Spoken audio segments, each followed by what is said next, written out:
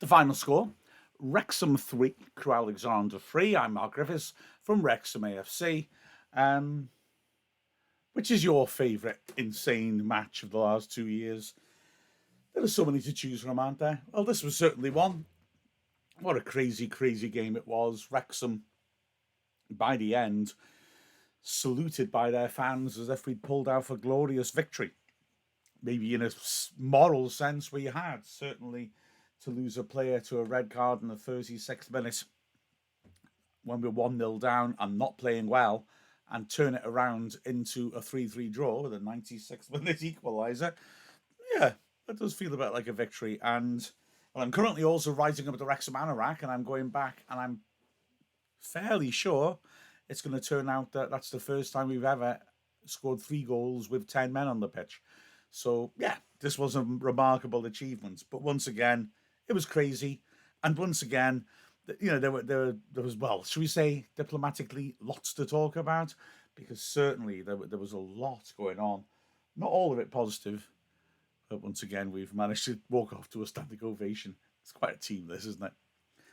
We made 3 changes from the side that lost 5-0 at Stockport. And of course, that was a really horrible afternoon out. And Parkinson had to make alterations. George Evans came into the centre of the pitch to replace Tom O'Connor. And also in goal, Arthur Okonkwo replaced Mark Howard. Howard hadn't really done anything wrong, I didn't think, in that game. But, Okonkwo was a player that I think Wrexham wanted to have a look at. And so after conceding 5 goals, Howard was unlucky to lose his spot. Luke Young dropped out as well, and James Jones came in.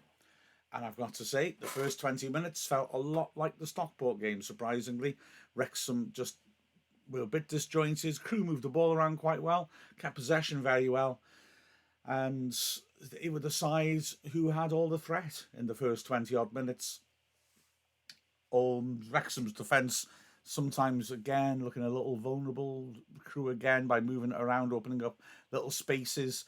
And, yeah, Wrexham had a few issues. In the 5th minute, there was danger.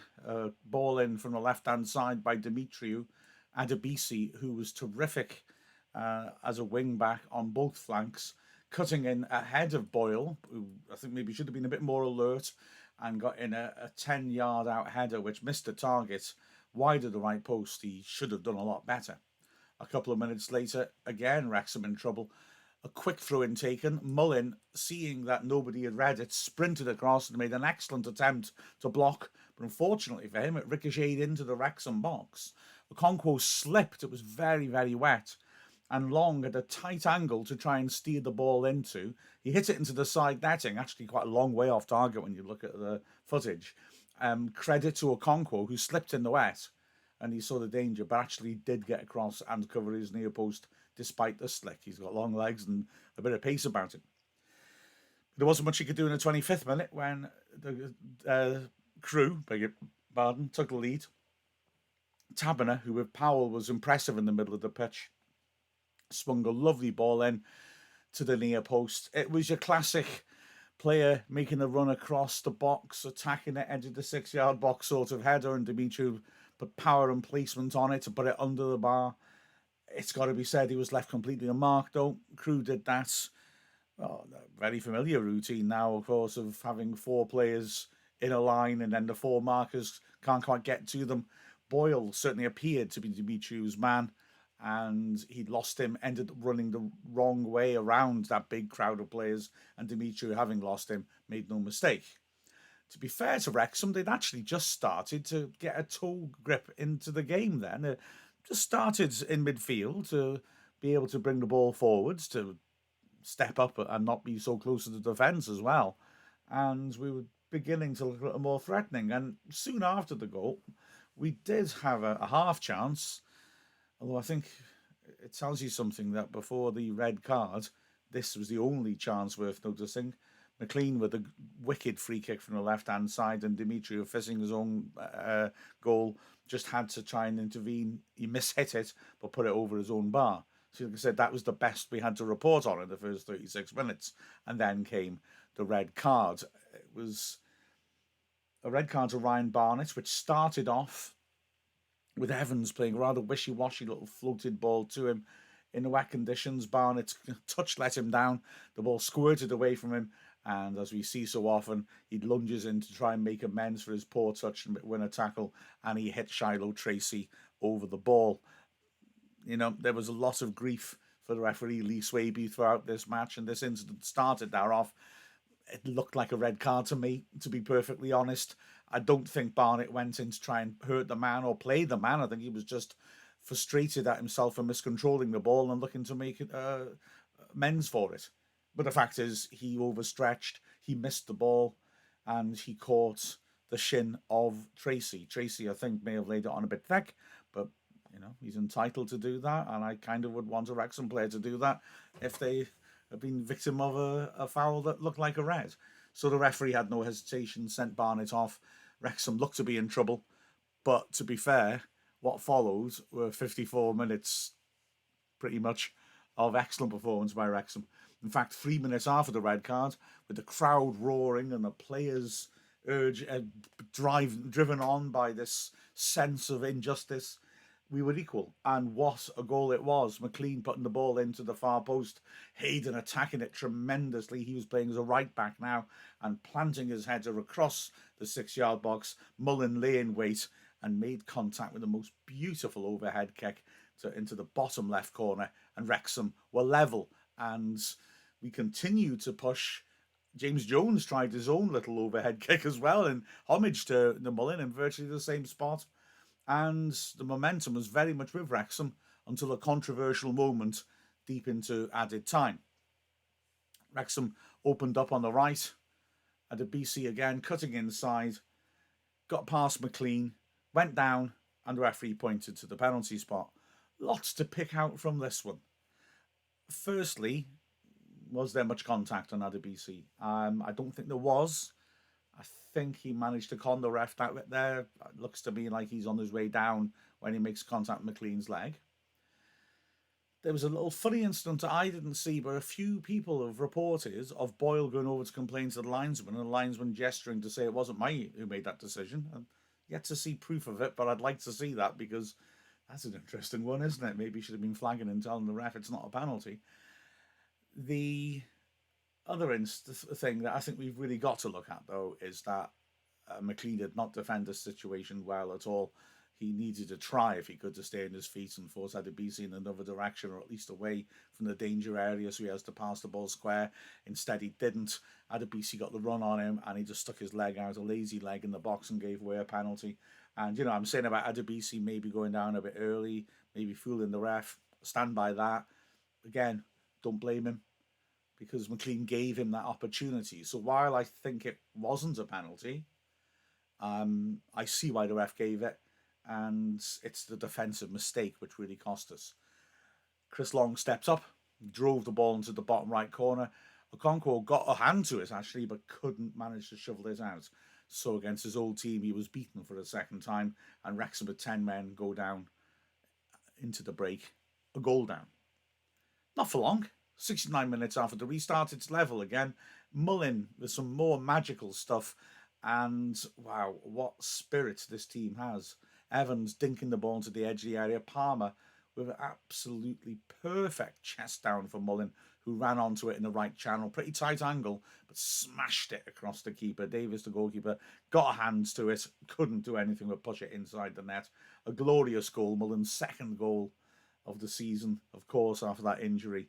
And brilliant stuff from him. And brilliant stuff from Palmer. What a glorious layoff it was. The momentum was terrific. And Wrexham, the 10 men, were pounding away at Crewe and should have taken a lead just 2 minutes later.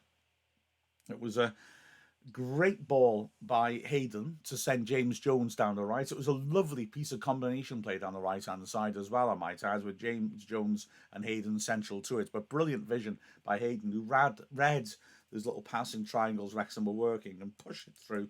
Jones, in a similar position to where Mullin scored from, smashed it in with power. It was straighter, but Davis dropped it. It came out into the goal mouth. Lee had a glorious chance, hit it well enough, but wow, a remarkable save by Davis, who spread himself and somehow managed to get enough on it for the ball to whistle against the left post and bounce away to safety.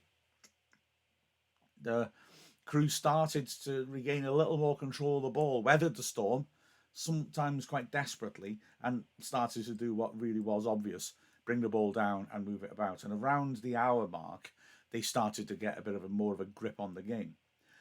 Taberner thought he'd scored after Long had done well on the left and found Tracy, who laid the ball back to Taberner. He hit it beautifully from the edge of the D into the top right corner, or so it appeared, until Okonkwo made a magnificent save, taking full advantage of that terrific wingspan of his to somehow spring and claw the ball around for a corner. The danger wasn't over yet, though. Taberner's corner came into the box and caused problems. Baker Richardson smashed in a shot from 10 yards, and again, Okonkwo did well to make a sharp save. But Wrexham are now having to dig in. A minute later, another opportunity. This time, McLean beaten by Adebisi down the right-hand side. He dinked it in, a great chance for Long, a free volley beyond the left post, and he completely mishit it back across the face of goal. But the 10 men were finding it difficult at this point to control the game and went behind finally in the 65th minute. Really horrible goal to concede, though. Long ball over the top. Baker Richardson had pinned Boyle. The ball bounced in front of them and then bounced over them. They both misjudged it. Now, whether Baker Richardson had hold of Boyle's shirt or not, I don't know. But the truth of the matter is that Boyle seemed to be guilty, just ball watching. He just stayed there with Richardson and just looked at the ball in the box. Okonkwo realised the danger and came tearing out, but he couldn't get there because Long had driven into the box and was able to get round Okonkwo and pull it back into the goal mouth. Adebisi there to lunge it. I beg your pardon, Tracy there to lunge in and knock the ball home. I mean, the issue for me, it was Adebisi who ran in and played there, and I do beg your pardon, I got mixed up there. Long had nothing to do with it. The issue again, well, I mean, Boyle didn't do well. Okonkwo, it looked bad. I kind of think Okonkwo had to try and do something, though. I'm not inclined to criticise him. And also, Adebisi was McLean's man. McLean had a good 10-yard head start on him when the ball was played in towards Boyle, and he was just much less alert than the wide man and let him run past him, and he didn't track that run. So a really, really poor goal to concede. And the left side of our defence will have been so disappointed with them, especially as Wrexham had battled so hard to pull themselves back with 10 men. However, Wrexham rallied and had opportunities straight away to try and come back. McLean with a free kick from the left-hand side. Tozer, beautiful cushioned volley back in. Lee unmarked, 8 yards out, misses but the shot horribly, a real slice. The ball went out wide. McLean was able to retrieve it, swung it back in, and Hayden, getting up between his men unmarked, couldn't make a proper contact about 8 yards out and headed it well wide. Crewe again, though, were continuing to maintain their control of the ball, and it looked like the 10 men might be running out of steam. However, there were, of course, some cards up Phil Parkinson's sleeve to play, and he played 2 of them in the 14th minute to very, very good effect. Fletcher coming on for James Jones, who I think was very unlucky to be withdrawn. I understand why, because we just desperately had to throw more attacking players on, but Jones did a very good shift. And Mendy on for McLean, which was much less of a surprise, in all honesty. Both those players would make a huge influence. Mendy immediately brought threat to the left-hand side, and Fletcher immediately was a big presence. So Wrexham now having Fletcher and Palmer up front and Mullen behind them. I described it in commentary. It's not like I described it in commentary as a diamond of no bottom, in a sense. It's a double pivot of Lee and Evans with Mullen behind the front too. And Wrexham got on top and started to put in pressure. 13 minutes left, ball into the box. Fletcher wins it well. Palmer spins his man and then goes down. He's shouting for a penalty. The crowd are going crazy. The ref doesn't give it. Was there a penalty? Yeah, I don't know. I haven't seen a close enough angle to convince me either way, is I think the best way of putting it. But Wrexham were getting very angry with the ref by now. Like I said, his red card decision I thought was right. His penalty decision was wrong. But I couldn't understand why he got it wrong. But there was a lot going on in terms of dissent, in terms of especially of time wasting by the Crewe players, and the ref really wasn't handling it well at all. If I can give you an indication of that, the whole penalty fiasco, during which time he also went across and booked full Parkinson. Well, that meant there were 3.5 minutes between the penalty being given and the game restarting. Um, that all happened in added time. He only added 3 minutes onto the added time, so clearly he's sold us a bit short there. And there were other stoppages in added time as well. So that was a little pre-taste. At the end of this match, he would add on 6 minutes. When I've got to be frank and say, with the way he kept saying to Crew players by pointing at his watch, "Oh yeah, yeah, I'll be adding all this on." I thought at least 10, and rather than the 6 that was indicated. They conned him a few times, and as I always say, I never blame players for that. If you can find a ref that you can con, you're going to do it. Good luck to you. Um, Little tricks they pulled, like having a free kick, taking ages to set it up, and then just when they're about to take it, they produce a substitute out of the dugout from nowhere, and the referee allows them to come on, and the game's been stopped for 2 minutes. Other ones, Adebisi holding the ball, about to take a throw. Something happens elsewhere on the pitch. The referee, it's a substitution. So while the referee watches that, Adebisi carefully puts the ball down and walks away, so that when the game's ready to resume, the ref looks back, there's no one to take the throw in. The crowd were warning him. Mullin was warning him. But little cute things like that. Like I said, I don't blame Crew for that at all. Get on top of it, and he didn't get on top of it at all. So he didn't give that penalty. Okay, I'm not totally convinced by that. I haven't seen a good enough angle to have a strong feeling about it. But with 10 minutes left, it was an astonishing howler from referee and linesman. It was a break down the right-hand side, cute, clever free kick by Lee to find George Evans. He turned and whipped in across, and Tracy, lunging to block it with his arms up, handled it. I mean, it was just the most obvious thing. I always, in commentating, try not to commit myself immediately in case I can then think, oh, hang on, look at that again. I might be wrong. But with that one, I was just shouting, oh, that's a penalty. That's a penalty. Because it was as clear a penalty as you could ever dream of seeing. Ref and linesman didn't give it. And Wrexham were absolutely furious. They kept going, though. Tozer retrieved the ball on the left side of the box, laid it off to Mullin. Mullin jinked the ball in.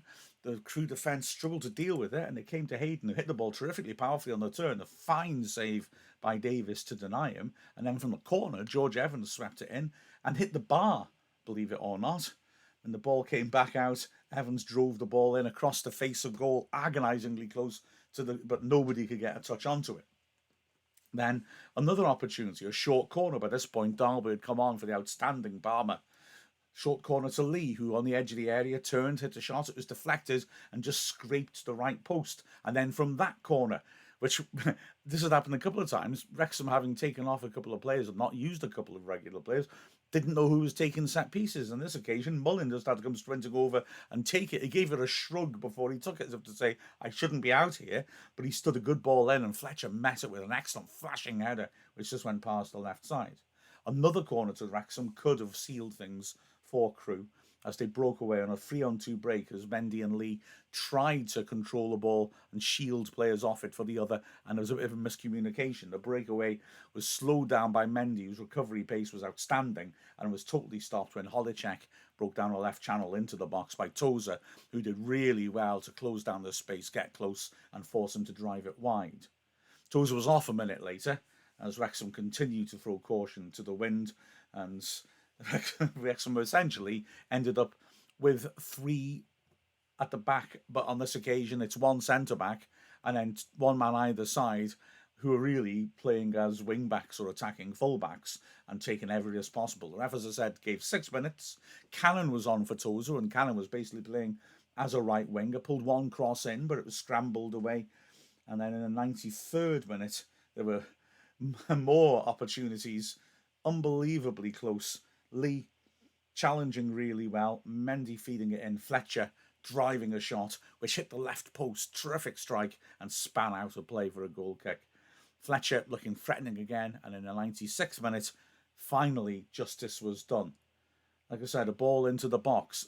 Moments earlier in the other half, I'd suggested that centre forward Baker Richardson, who played the full match, was looking really tired. He'd worked so hard to try and close down Wrexham players, and at the start of the move, which led to the corner, you could just see his legs. He looked like he was running through treacle, and his head dropped, and you could see him rousing himself for one last big effort, which he couldn't make. Wrexham won a corner. He ended up back there. The ball comes in. He should probably. I'm sure if he was feeling a bit more sprightly, he would have got it clear. He mishit it though, not that far out. Lee made an important challenge on the edge of the area to allow Mendy to get onto it. He dinked a perfect ball in to the far post, and there was Fletcher sprinting onto it to score an heroic equaliser, 96th minute, hurling himself bodily towards the ball, planting his diving header across goal into the far top corner, and then standing in front of the Wrexham fans like a colossus to take their acclamation. Wrexham, actually, even though that was in the 6th minute of the 6th added on, managed to come forwards and put a couple more meaningful balls into Crew's box, and Evans had a very hopeful shout for a penalty too. But yeah, it ultimately was 3-3. As I said at the start, Wrexham clapped off the pitch, and well, the start of it was frustrating, but goodness me, the heart of this team just keeps impressing, doesn't it?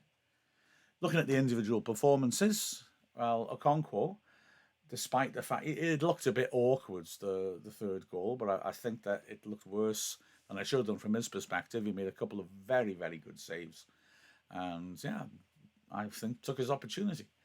The centre backs, I mean, Boyle lost his man for the first goal, was rather statuesque for the third one as the ball bounced over his head. I think he'll be a little bit frustrated. Tozer had a couple of little moments that looked uncomfortable, but also had a couple of good moments, not least that last contribution when he forced a shot by Holecek wide.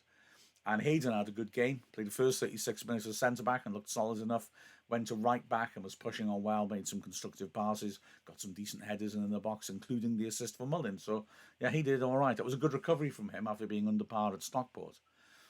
The wing-backs, well, okay, Ryan Barnett. I mean, to be fair to Barnett, he was really revved up and made a couple of good sliding tackles before that. And in commentary when Wrexham weren't playing well, we were saying that Barnett was the one who was looking the most threatening. Unfortunately, that threat became a bit too real with that sending off, and that was a shame. Like I said, I don't think it was deliberate. I have sympathy for him, but I think the ref has to send him off for that, unfortunately. On the left-hand side, McLean really didn't have a happy game at all. He was beaten by the BC, of course, for that third goal and for the penalty, and he wasn't able to have much impact going forward. So I think he'll be a little bit disappointed to Stockport in that game, sort of bringing a halt to an excellent start to his Wrexham career. He will want to pick things up a little more after that. In the middle of midfield, I know George Evans fascinated me because at the start, I just felt he was looking to regulate play, but maybe I felt he was just slowing it down a bit too much sometimes. Prioritizing keeping possession above using the ball in an attacking manner, a lot of backwards passing. In the second half, when we were down to 10 men and we went more gung-ho, I thought he was outstanding. He's a really good passer of the ball. He's strong, he's got height, and I really thought he drove us forward. So, yeah, we were all a bit too passive, I think, until Barnett's sending off. And he was guilty of being part of that in the way that he was dictating the pace of the game, slowing it down. But in the second half, I thought he really was terrific and absolutely non-stop and was involved in so much. Got a lot of wide balls in. He's playing in a midfield, the centre midfield position, but he's getting out everywhere. So I was very impressed with his second half. Ahead of him, Elliot Lee again didn't have that many creative moments, but again put a good shift in, won some good tackles, made some nice passes. James Jones on the other side, as I said, was useful when we had 10 men because he does the work of more than two people, doesn't he? And so he was very energetic and was sacrificed as we just had to get attacking players on the pitch. Mullin was man of the match. I mean, how can I not say that? 2 fantastic goals and just buzzing around and working on the full 90, digging deep. It was great to see. Brilliant performance by Mullin. But alongside him, I mean, as Che Long said after the match when we were doing a Hot Take podcast, Ollie Palmer had a shout for man of the match as well. I mean, goodness me, he just kept going back to the well over and over again, making those challenges. He made the centre-backs' lives hell. He won so many headers. He linked beautifully with Mullin. His chest off of Mullin's second goal. Well, I mean, if there were such a thing as an award for assist of the season, I think he had it sewed up. The weight on that chest down, utter perfection. Brilliant performance by him. And then, well, poor old Crew. when he goes off, we've still got Fletcher and Dalby up there. Fletcher was terrific. Dalby, I thought, did really well, worked hard, getting about, putting himself about. He got a good foot in at the start of one of our best moves late on, and was stretching them with his running down the channels. That was good work from him. The other substitutes, well, I'd have to remember who they were. Cannon had no chance to really make any impact, to be fair to him. And Mendy was excellent. Mendy really brought us to life down the left-hand side, made a couple of good defensive moves and was driving forwards well, put the ball in for the equaliser, and Mendy has made an extremely strong case for starting on Tuesday. So, okay, did we bounce back from the Stockport game? With 11 men? No. With 11 men, it looked the same. But once we went down to 10 men, that desire kicked in, and it was a hell of a performance. So, yeah, we've somehow managed to concede 3 goals at home again and send another message out to the division that we don't know when we're beaten. With a final score of Wrexham 3, Crewe Alexandra 3, I'm Mark Griffiths. I got everything right but my name. Heartbreaking, isn't it? So close. I'm Mark Griffiths from Wrexham AFC.